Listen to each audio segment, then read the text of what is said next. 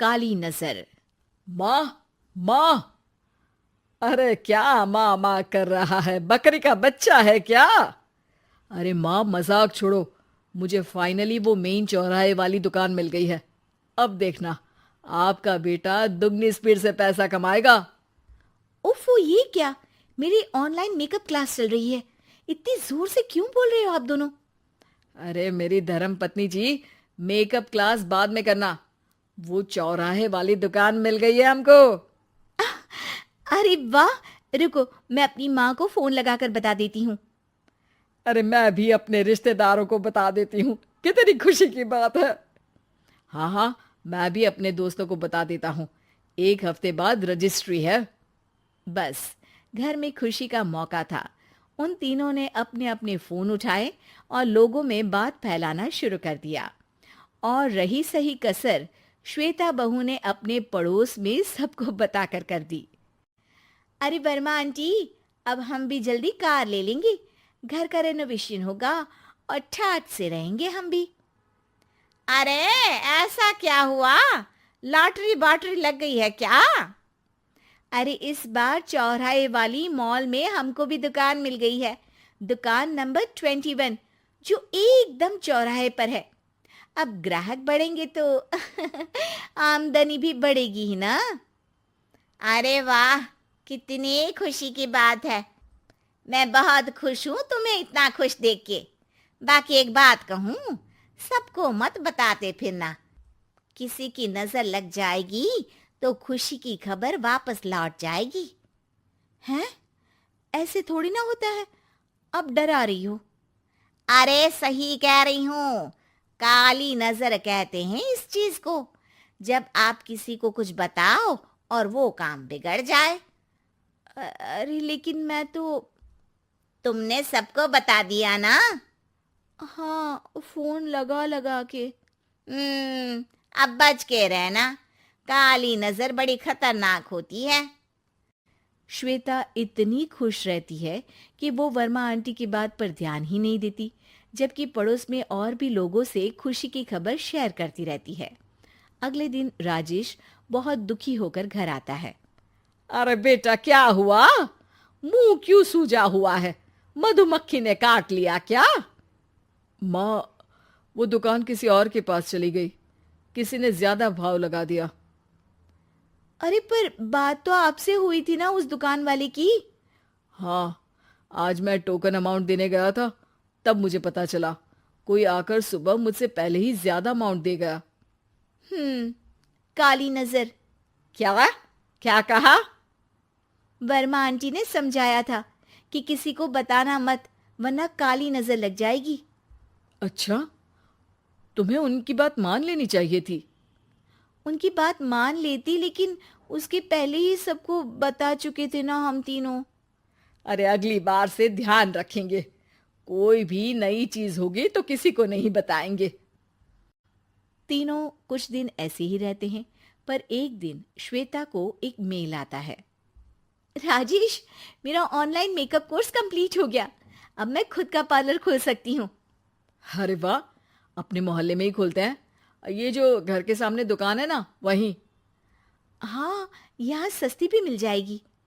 अगले दिन श्वेता वर्मा आंटी के पास जाती है, मिठाई का डब्बा लेकर। अरे आओ आओ, कैसे आना हुआ? जोर से नहीं बोलूंगी। वो सामने वाली दुकान है ना, वहां मैं अपनी पार्लर की दुकान खोलने वाली हूँ। उसकी मिठाई है। अरे वाह, बहुत बधाई हो तुमको। हाँ, मैं कमाने लगूंगी तो राजेश पर पूरे घर का बोझ नहीं रहेगा ना आंटी जी। ये तो है। पर ये बता कि तूने ये बात किसी और को तो नहीं बताई ना? अरे नहीं नहीं, पिछली बार गलती कर दी थी। काली नजर लगी किसी की और राजेश के हाथ से वो दुकान चली गई थी। सबको मत बताना। चलो मैं चलती हूँ, कल दुकान की बात करने भी तो जाना है। अगले दिन श्वेता दुकान के लिए मालिक से बात करने जाती है। अरे लेकिन दुकान तो हम कल रात को ही किसी को दे चुके हैं। कल ही? हाँ, कल ही। 2 दिन बाद कोई यहाँ पार्लर भी खोल लेगा। अब कहीं और दुकान देख लीजिए। अरे पर हमको भी तो पार्लर ही खोलना था। हाँ भाई, एक ही दुकान है, आधी आधी तो नहीं दे सकता ना मैं। राजेश और श्वेता घर पर हताश होकर आ जाते हैं। इस बार तो किसी को बताया भी नहीं था, अब किसकी काली नजर लग सकती है। सुनो, तुमने माँ को बताया था क्या? अरे कैसी बात कर रही हो, माँ की नजर थोड़ी ना लगेगी। पक्का तुमने किसी को नहीं बताया था ना? सिर्फ वर्मा आंटी को बताया था, उन्होंने ही मुझे किसी को नहीं बताने को कहा।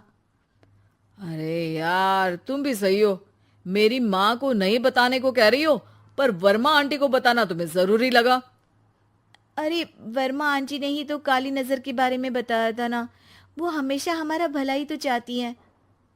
मेरी माँ भी हमारा भला ही चाहती है। अरे पर चिल्ला क्यों रहे हो? बात नहीं कर सकते क्या आराम से? नहीं आता वो आराम से बात करना, और करना भी नहीं चाहता हूं मैं। दुकान जाने का दुख गुस्से में बदल गया था और राजेश और श्वेता में बात बंद हो गई थी। 2 दिन बाद मोहल्ले में पार्लर का इनॉग्रेशन हुआ, जिसमें मोहल्ले के सभी लोगों को बुलाया गया, पर श्वेता, राजेश और माँ नहीं जाते। माँ, अंदर आ जाओ, क्या देख रही हो? अरे नया पार्लर देख रही हूं अपने आंगन से। देखो, माँ को दूसरे का सुख देखने में कितना मजा आ रहा है, मेरा दुख नहीं दिख रहा इन्हें। यहाँ मेरा पार्लर भी तो हो सकता था। अरे चुप रहो यार, हर बात में लड़ाई क्यों ढूंढ रही हो? राजेश और श्वेता फिर बहस करने लगते थे। तभी माँ ने दोनों को बाहर बुलाया। अरे जरा देखो तो, दुकान चलाने वाले का बोर्ड पर नाम क्या लिखा है? श्रुति वर्मा। गाड़ी निकाले बेटा, हमें कहीं जाना है। काली नजर का इलाज कराने? राजेश अपनी बाइक निकालता है। तीनों ट्रिपलिंग कर रहे हैं। माँ राजेश को उस मॉल वाली दुकान पर लेकर जाती है जहां राजेश अपनी दुकान खोलने वाला था। यही दुकान लेना चाहता था ना तू? हाँ, पर इनको भी दुखी करने लेकर आई हो क्या यहाँ पर दुकान दिखाकर? वहां काफी नहीं था? अरे श्वेता, थोड़ा सब्र रख, अभी पता चलेगा कि हम यहाँ क्यों आए हैं। बता, इस दुकान चलाने वाले का नाम क्या है? अनुपम वर्मा। कुछ समझ में आया? वो दुकान वाली श्रुति वर्मा, ये दुकान वाला अनुपम वर्मा, और हमारे पड़ोस में हमने उस दुकानों के बारे में बताया किसको था? अब वर्मा आंटी को। मतलब वर्मा आंटी ही हमारा काम बिगाड़ रही है? नहीं नहीं, ऐसा नहीं हो सकता, ये बस इत्तेफाक है। राजेश अपना फोन निकालता है और श्रुति वर्मा और अनुपम वर्मा के नाम फेसबुक पर सर्च करता है, जहां ये दोनों ही वर्मा आंटी के रिश्तेदार होते हैं। श्वेता को समझ में आ जाता है कि वर्मा आंटी की ही नजर खाली नजर है। अब क्या करना है? कोई भी खुशी की खबर हो तो काली नजर से बचना है, यानी वर्मा आंटी से बचना है।